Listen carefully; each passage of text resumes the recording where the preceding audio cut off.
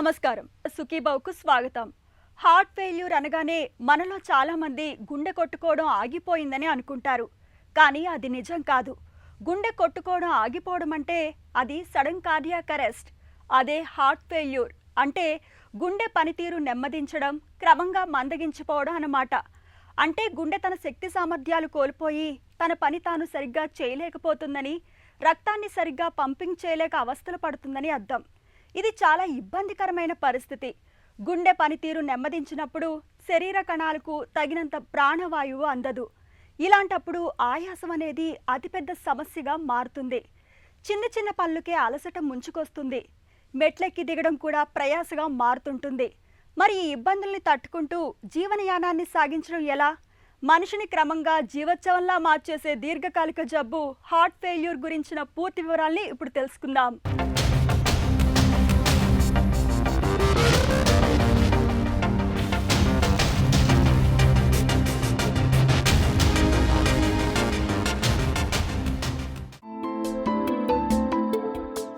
గుండె చూడ్డానికి ఒక చిన్న కండరాల సంచిలా కనిపిస్తుంది.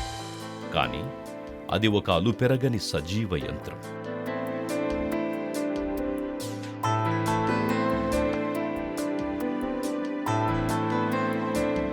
నిర్విరామంగా శరీరంలోని అన్ని భాగాలకు రక్తాన్ని పంప్ చేసే ఈ యంత్రం అప్పుడప్పుడు తగినంత రక్తాన్ని సరఫరా చేయలేక చేతులెత్తేస్తుంది.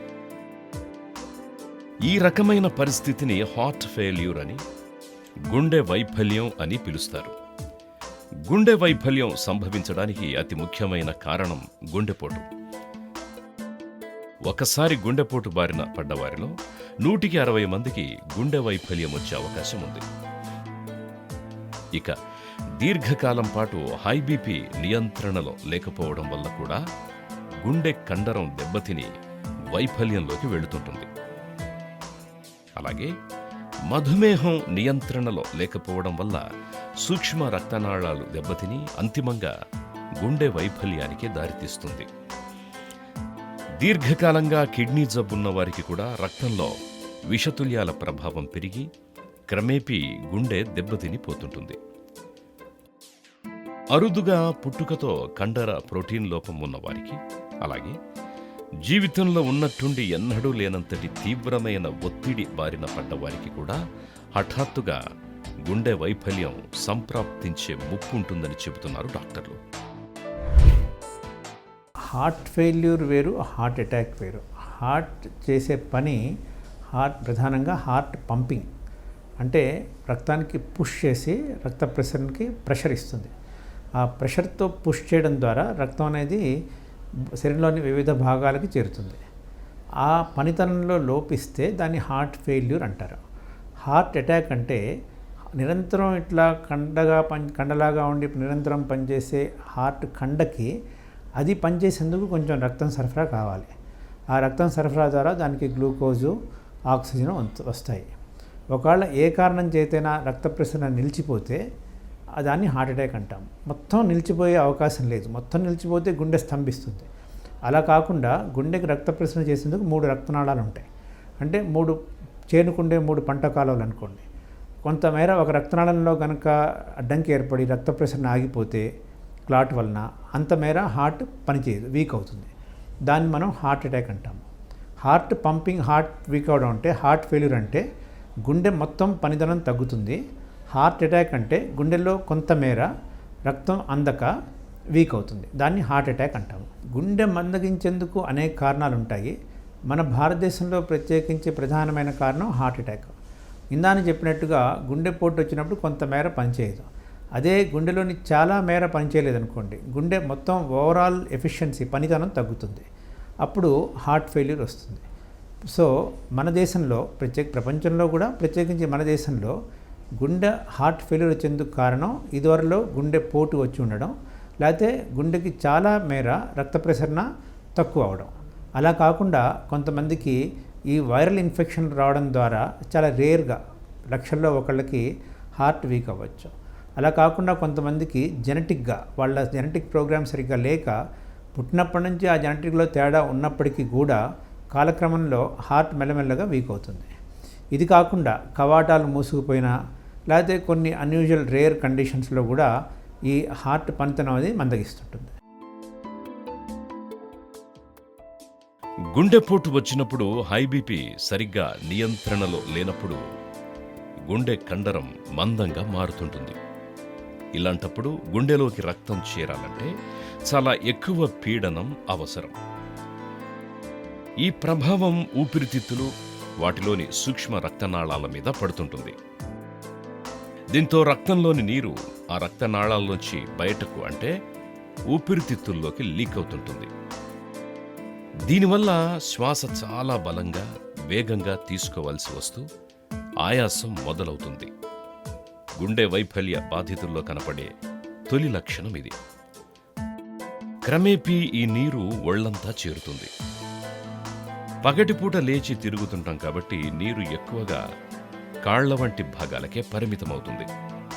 కానీ రాత్రిళ్లు పడుకున్నప్పుడు నీరు ఛాతీలో చేరిపోయి నిద్ర మధ్యలో విపరీతమైన దగ్గు, ఆయాసం మొదలవుతాయి.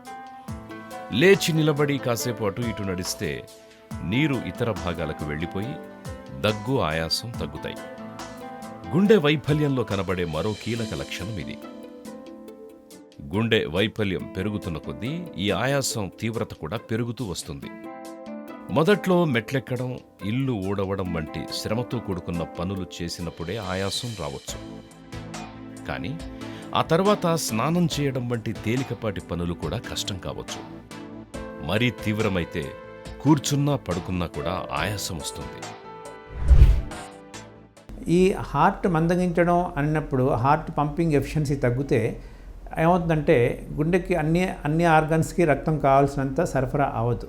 కాబట్టి ఆ అవయవాలు సరిగ్గా పనిచేయవు. దానివల్ల మనిషికి కొంచెం నీరసంగా అనిపిస్తుంటుంది. కేవలం నీరసం వల్ల హార్ట్ ఫెయిల్యూర్ అనుకోకూడదు. దానికి గుండె ఫెయిల్యూర్ అయినప్పుడు, హార్ట్ ఫెయిల్యూర్ అయినప్పుడు ప్రధానమైన లక్షణం ఆయాసం వస్తుంది. ఎందుకంటే గుండె ఎప్పుడైతే రక్తాన్ని పుష్ చేయదో ఆ రక్త ప్రసరణ ట్రాఫిక్ జామ్ లాగా ఆగిపోయి వెనకాల లంగ్స్లోను, లివర్లోను కంజెషన్ వస్తుంది. అంటే రక్తం నిల్వ ఉండిపోతుంది. అప్పుడు రక్తం పొడిగా ఉండాల్సిన ఊపిరితిత్తులు రక్తం బయటికి రావడం వల్ల ఊపిరితిత్తుల్లో నీరు చేరి ఊపిరితిత్తులు తడిగా అయ్యి మనిషికి శ్వాస తీసుకోవడం ఇబ్బంది అవుతుంది. శ్వాస తీసుకోవడం బాగా ఇబ్బంది అయినప్పుడు మనం హార్ట్ ఫెయిల్యూర్కి సంబంధించిన లక్షణంగా గుర్తించాలి. అట్లానే కాళ్ళ వాపులు రావడము, ముఖం ఉబ్బరించడము, తర్వాత రాత్రి పడుకుంటే నిద్రలో అర్ధరాత్రి ఆయాసం లేచి కూర్చోవడము, ఈ లివర్ ఎన్లార్జ్ అవడం వల్ల పొట్టలో పైభాగంలో నొప్పి రావడము, లేకపోతే ఆకలి మందగించడము, ఇవన్నీ కూడా హార్ట్ ఫెయిల్యూర్ యొక్క లక్షణాలు. గుండె పనితీరు తగ్గినప్పుడు బేసిక్గా మనిషి యొక్క చురుకుదనం తగ్గుతుంది. మనిషి పని చేయలేడు. ఎంత పని చేసినా, కొంత పని చేసినా కూడా ఆయాసం వస్తుంది. గుండె ఫెయిల్యూర్ తీవ్రతను బట్టి ముందు 1 కిలోమీటర్ నడవగలిగే వ్యక్తి కూడా తర్వాత వాక్ ఫర్ లాంగ్ నడవలేడు. తర్వాత ఇంట్లో నడవడం కూడా కష్టం అవుతుంది. తర్వాత కూర్చున్నా కూడా ఆయాసం వస్తూ ఉంటుంది. పని చేయలేకపోవడము, విపరీతమైన ఆయాసం రావడము, నీరసము, నిస్త్రాణ, కాళ్ళ వాపులు, ఇవన్నీ కూడా దీనివల్ల వచ్చే పరిణామాలు. హార్ట్ ఫెయిల్యూర్ ఎప్పుడైతే తీవ్రంగా ఉంటుందో క్రమక్రమంగా తీవ్ర దశలో, సీరియస్ కండిషన్లో బీపీ పడిపోయి, ఆక్సిజన్ పడిపోయి ప్రాణానికి అపాయం రావచ్చు. అయితే హార్ట్ ఫెయిల్యూర్ ఉండే మందుల్లో సగం మంది ఈ విధంగా క్రమక్రమంగా బాధపడుతుంటే సుమారు సగం మంది హఠాత్తుగా మరణించే పాసిబిలిటీ కూడా ఉంటుంది. గుండెపోటు వచ్చినప్పుడు గుండె కండరం ఎంత దెబ్బతిన్నదన్న దాన్ని బట్టి గుండె వైఫల్యం సంభవిస్తుంటుంది. గుండెపోటు వల్ల గుండె కండరం 20% కంటే ఎక్కువ దెబ్బతింటే వెంటనే వైఫల్యం మొదలవుతుంది. ఒకవేళ కండరం 10 నుంచి 15% మాత్రమే దెబ్బతింటే వైఫల్య లక్షణాలు వెంటనే బయటపడకపోవచ్చు. అందుకే గుండెపోటు బారిన పడి కోలుకుంటున్న వారికి గుండె పంపింగ్ సామర్థ్యం ఎలా ఉందన్నది తప్పనిసరిగా చూడాలి. వైఫల్యం ముప్పు ఉంటే వెంటనే చికిత్స మొదలు పెట్టాలని చెబుతారు డాక్టర్లు. గుండె వైఫల్యం గురించిన మరిన్ని వివరాలు ఇప్పుడు తెలుసుకుందాం.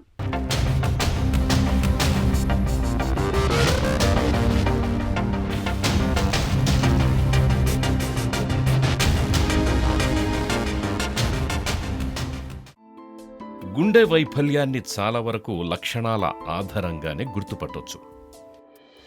వైద్యులు రోగిని పరీక్షించడంతో పాటు ఖచ్చితమైన నిర్ధారణకు కొన్ని పరీక్షలు చేయిస్తారు.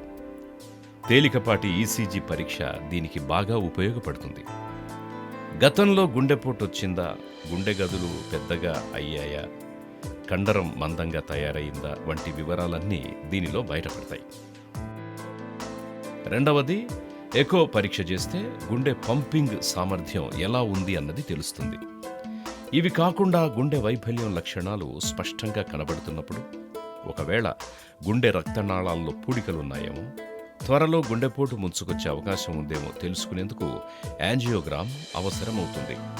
99% మందికి ఈ పరీక్షలతోనే గుండె వైఫల్యం ఖచ్చితంగా నిర్ధారణ అవుతుంది. అరుదుగా మరింత స్పష్టత కోసం ఎంఆర్ఐ, పెట్ స్కాన్ వంటి పరీక్షలు అవసరమవుతాయి. ఆయాసం ఉన్నప్పుడు దానికి కారణం గుండె వైఫల్యమా లేక ఉబ్బసమా అన్నది తెలుసుకునేందుకు బిఎన్పి రక్త పరీక్ష ఉపకరిస్తుంది.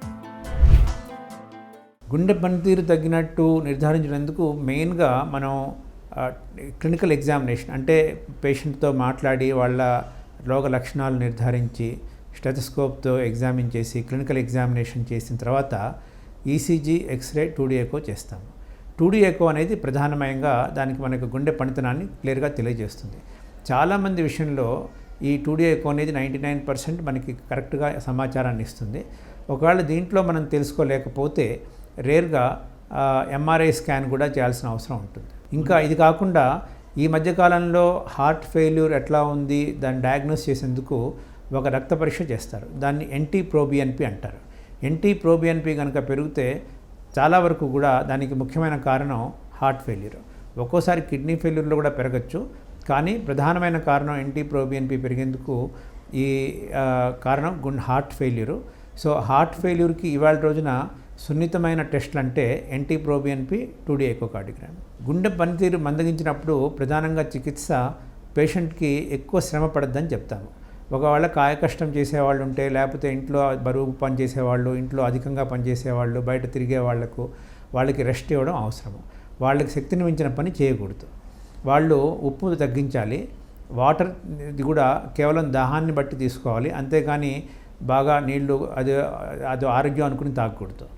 ఈ ఉప్పు ఉండేవి కేవలం ఎక్స్ట్రా ఉప్పు వాడకుండా ఊరగాయలు, అప్పడాలు, నమ్కీను ఇలాంటివి తినకుండా ఉండాలి. తర్వాత మందులు, ఈ యొక్క హార్ట్ ఫెయిల్ ఉన్న వాళ్ళకి ప్రధానంగా 4 రకాల మందులు తప్పనిసరిగా ఇస్తాము. వీటిని మీ కార్డియాలజిస్ట్ సూపర్విజన్లో ఇస్తాము. అవి బీటా బ్లాకర్స్ అని, SGLT2 ఇన్హిబిటర్స్ అని, ఆర్ని అని, తర్వాత ఆల్డోస్టెరాన్ యాంటగనిస్టులు అని 4 గ్రూప్స్ ఆఫ్ మెడిసిన్స్ ఉంటాయి. అవి ఇస్తాము. కేవలం ఈ ఆయాసం తగ్గేందుకు, కాళ్ళవాపు తగ్గేందుకు ఈ డయూరిటిక్స్ అనే మందులు, వాటర్ పిల్స్, అంటే దేనివల్ల అయితే యూరిన్ ఎక్కువ వస్తుందో అలాంటి మందులు ఇస్తాము. ఇవన్నీ కూడా కార్డియాలజిస్ట్ సూపర్విజన్లో ముందు మందులు ఇస్తాము. అవి పని చేయకపోతే, అవి వాడుతున్నా కనుక సమస్య తీవ్రంగా ఉంటే వేరే రకమైన ట్రీట్మెంట్లు ఇచ్చేందుకు అవకాశం ఉంటుంది. గుండె వైఫల్యం మొదలైనప్పుడు గుండె, కిడ్నీ వంటి కీలక అవయవాల పనితీరును సమన్వయం చేస్తూ పంపింగ్ వ్యవస్థను మెరుగుపరిచేందుకు beta blockers, ACB, ARB inhibitors, spironolactone వంటి మందులిస్తారు. వీటికి తోడు గుండె పెరిగినప్పుడు దాని దుష్ప్రభావాలను అడ్డుకునేందుకు నెప్రిలైజిన్ ఇన్హిబిటార్ వంటి మందులు అందుబాటులో ఉన్నాయి. అలాగే ఒంట్లో అధికంగా చేరిపోయిన నీటిని మూత్రం రూపంలో బయటకు పంపేందుకు డయూరెటిక్స్ మందులు ఉపయోగపడతాయి. ఇవన్నీ కూడా వ్యాధి ముదరకుండా జీవితకాలం పెరగడానికి తోడ్పడతాయి. గుండె పంపింగ్ సామర్థ్యం 30% కంటే తక్కువ ఉన్నవారికి ఆల్డోస్టెరాన్ యాంటగోనిస్ట్ రకం మందులు ఉపయోగపడతాయి. ఆస్తమా వంటి సమస్యలున్నవారు బీటా బ్లాకర్స్ ని తట్టుకోలేరు. వీరికి ఇవాబ్రాడిన్ అనే కొత్త మందు అందుబాటులోకి వచ్చింది. కిడ్నీ సమస్యలున్నవారు ACE, ARB మందుల్ని తట్టుకోలేరు. వీరికి ప్రత్యామ్నాయంగా మరికొన్ని మందులు వాడాల్సి ఉంటుంది.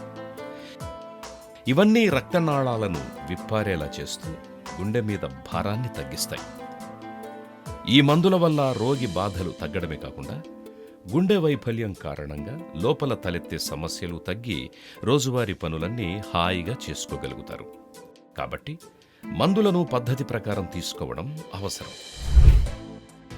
హార్ట్ ఫెయిల్యూర్ ఉన్న పేషెంట్స్లో డివైస్ థెరపీ అనేది కొన్ని సందర్భాల్లో ఉపయోగపడుతుంది. ఈ డివైస్ థెరపీ అనేది ఇందాక చెప్పినట్టుగా హార్ట్ ఫెయిల్యూర్లో ఉండే పేషెంట్స్లో ఒక 50% పేషెంట్స్ సడన్గా చనిపోయే అవకాశం ఉంటుంది.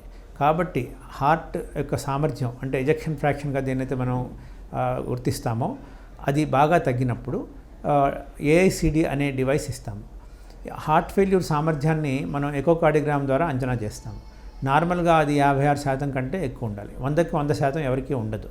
56% నుంచి ఎంత తక్కువ ఉంటే అంత వ్యాధి తీవ్రతగా ఉన్నప్పుడు. ఎవరికైతే ఈ ఎజెక్షన్ ఫ్రాక్షన్ అనేది పనితనం అనేది 30% కంటే తగ్గుతుందో వాళ్ళకి హఠాత్ మరణం నుంచి కాపాడేందుకు ఏఐసిడి అనే డివైస్ ఇస్తాము. అలానే ఈసీజీలో మనకి గుండెలో నార్మల్గా విద్యుత్ శక్తి ప్రవహిస్తుంటుంది. అది ఒక వేగంతో పోతుంది. ఆ వేగాన్ని కంటే తక్కువగా పోయినట్లయితే నార్మల్గా 80 to 110 మిల్లీ-సెకండ్స్ ఉండాల్సిన క్యూఆర్ఎస్ కాంప్లెక్స్ ఆ వేగం తగ్గినప్పుడు 140, 150, 160 మిల్లీ-సెకండ్స్ పెరుగుతూ పోతుంది.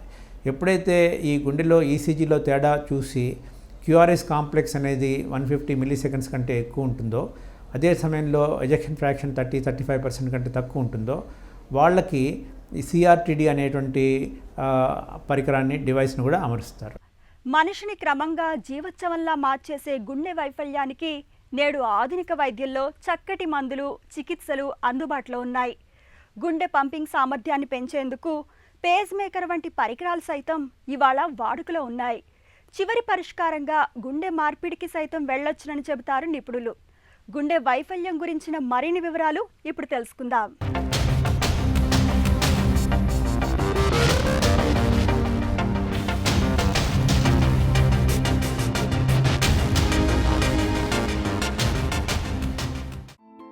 గుండె పనితీరు నెమ్మదించినప్పుడు, గుండె పంపింగ్ సామర్థ్యం తగ్గినప్పుడు గుండె పరిమాణం సాధారణం కంటే ఎక్కువగా పెరుగుతూ ఉంటుంది. ఇలాంటప్పుడు సాగిన గుండె కండరంలో ఎలక్ట్రోఫైబర్స్ దగ్గర తరచూ షార్ట్ సర్క్యూట్స్ సంభవిస్తుంటాయి. దీంతో గుండె కొట్టుకునే వేగం అమాంతంగా పెరిగిపోతుంటుంది. ఈ పరిస్థితిని సరిదిద్దేందుకు పేస్ మేకర్, ఐసీడీ పరికరాలు బాగా తోడ్పడతాయి. గుండె వేగాన్ని అంచనా వేసి వెంటనే అవి షాక్ ఇవ్వడం ద్వారా పలకపై చెరిపివేతలాగా షార్ట్ సర్క్యూట్స్ చెదిరిపోతాయి. దీంతో గుండె వేగం తిరిగి సాధారణ స్థితికి వచ్చేస్తుంటుంది. గుండె వైఫల్యం కారణంగా గుండె లయ తప్పి మరణించే ముప్పు ఎక్కువ ఉన్నవారికి లయ చెడకుండా ఇంప్లాంటబుల్ కార్డియోవెర్టర్ డిఫిబ్రిలేటర్ అంటే ఐసీడీ పరికరాన్ని, అలాగే గుండె కొట్టుకోవడంలో గదుల మధ్య సమన్వయం తప్పితే సరిచేసేందుకు కార్డియాక్ రీసింక్రనైజేషన్ థెరపీ అంటే సిఆర్టీ పరికరాన్ని అమరుస్తుంటారు. కొందరికి ఈ 2 పరికరాలను సైతం అమరుస్తారు. మందులు, పరికరాలతో చికిత్స తీసుకున్నా కూడా క్రమేపీ తీవ్ర వైఫల్యంలోకి వెళ్లిపోయి చివరికి పడుకున్న ఆయాసం వంటివి వేధించే స్థితిలోకి చేరుకున్న వారికి గుండె మార్పిడి ఒక్కటే పరిష్కారం.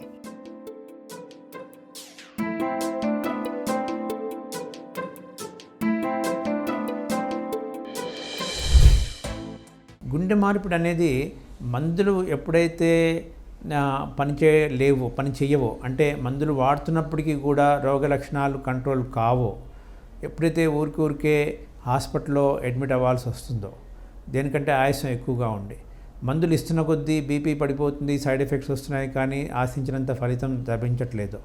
మందులు వాడుతున్నా కూడా బీపీ పడిపోతుంటే, మందులు వాడుతున్నా కూడా ఎజెక్షన్ ఫ్రాక్షన్ అనేది 20-25% కంటే తక్కువ ఉన్నట్లయితే, వాళ్ళ ఎరిథ్మియా సివియర్గా ఉన్నట్లయితే, రోగ లక్షణాలు ఎక్కువగా ఉండి ఏ పని చేయలేకపోతే వాళ్ళకి ఇతరత్ర kidney problem, liver problem, paralysis, TB లేకపోతే ఇలాంటి పెరిఫరల్ ఆర్టరీ డిసీజ్, క్యాన్సర్ ఇలాంటి జబ్బులు లేకపోతే వాళ్ళకి గుండె మార్పిడి చికిత్సని చెప్తాము. ప్రత్యేకించి మందులు పనిచేయడం లేదు, డివైస్ థెరపీ కూడా పాసిబుల్ లేదు, అయినా కూడా రోగ లక్షణాలు ఎక్కువగా ఉన్నాయంటే గుండె మార్పిడి చికిత్స చెప్తాం. గుండె ఆరోగ్యం చక్కగా ఉంచుకోవాలంటే మన కొన్ని లక్షణాలు తీసుకోవాలి. ఒకటి ఏంటంటే మనం తగినంత వ్యాయామం చేయాలి. చిన్నప్పటి నుంచి కూడా కనీసం రోజుకి అరగంట సేపు కానీ, రోజుకి 8,000 నుంచి 9,000 అడుగులు కానీ లీజర్ టైంలో, ఏదో పని వేళల్లో చేయడం కాదు. స్త్రీలైనా పురుషులైనా శరీరం వ్యాయామం చేసుకుని ఆరోగ్యంగా ఉంచుకోవడం ఇంపార్టెంట్. అలానే ఈ ధూమపానం కానీ, సిగరెట్ స్మోకింగ్ లేకపోతే ఆల్కహాల్ కానీ అలాంటి దుర్వ్యసనాల నుంచి దూరంగా ఉండాలి. ఎక్కువ సాల్ట్ తీసుకోవడము, జంక్ ఫుడ్ తీసుకోవడము లేకుండా ఉండాలి. ఇవి కాకుండా షుగర్, బీపీ, కొలెస్ట్రాల్ కంట్రోల్ పెట్టుకోవాలి. అవి చాలాసార్లు సైలెంట్గా ఉంటాయి. అందువల్ల పీరియాడికల్గా 35 ఇయర్స్ దాటినప్పటి నుంచి ప్రతి సంవత్సరం కూడా షుగర్, బీపీ, కొలెస్ట్రాల్ టెస్ట్ చేసుకుంటే మంచిది. గుండె వైఫల్యం బాధితులు దైనందిన ఆహారంలో, జీవన శైలిలో కొన్ని మార్పులు చేసుకోవాలి. ముఖ్యంగా ఉప్పు వాడకాన్ని బాగా తగ్గించాలి, మానేస్తే మరీ మంచిది. కాళ్లవాపులు ఉన్నప్పుడు నీరు, మజ్జిగ లాంటి ద్రవాల్ని మితంగా తీసుకోవాలి. ఆయాసం రానంత వరకు శారీరక శ్రమ, నడక, మెట్లు ఎక్కడం వంటివి చేయొచ్చు. గుండె వైఫల్యం మూలంగా మానసిక ఒత్తిడి, తీవ్ర భావోద్వేగాలు తలెత్తుతుంటాయి. వీరికి యోగా, ధ్యానం వంటివి మేలు చేస్తున్నట్టు అధ్యయనాల్లో గుర్తించారు. గుండె వైఫల్యం ఉన్నవారు నొప్పి నివారణులకు, యాంటీబయోటిక్, స్టెరాయిడ్ మందులకు దూరంగా ఉంటే మంచిది. ఇవి ఒంట్లో నీరు చేరేందుకు దోహదం చేస్తాయి. వైఫల్యానికి వాడే మందులతో కూడా అప్పుడప్పుడు కొన్ని రకాల ఇబ్బందులు తలెత్తొచ్చు. పరిస్థితిని బట్టి ఎప్పటికప్పుడు వీటి మోతాదుల్లో మార్పు చేయడం లేదా మందులను మార్చడం వంటివి అవసరం అవ్వచ్చు.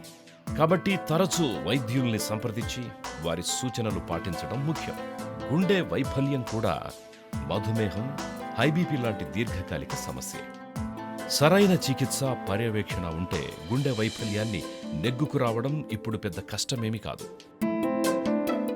గుండె వైఫల్యం మొదలైందని తేలిన తరువాత ఎట్టి పరిస్థితుల్లోనూ దాన్ని నిర్లక్ష్యం చేయడానికి వీల్లేదు. ఎందుకంటే ఈ జబ్బును వదిలేస్తే అది ఆయుర్దాయాన్ని గణనీయంగా తగ్గించేస్తుంది. దీన్ని పూర్తిగా నయం చేయలేకపోయినా చక్కటి చికిత్స తీసుకుంటూ, క్రమం తప్పకుండా మందులు వేసుకుంటూ, ఆహార నియమాలు పాటిస్తే చాలు చాలా ఏళ్ల పాటు అందరిలా సాధారణ జీవితం గడిపే వీలుంటుంది. ఇక గుండె వైఫల్యం తీవ్రంగా ఉన్నప్పుడు పేస్ మేకర్, ఐసీడీ, సిఆర్టీ వంటి ఉపకరణాల సాయం తీసుకోవడం ద్వారా మెరుగైన జీవనం గడపొచ్చు.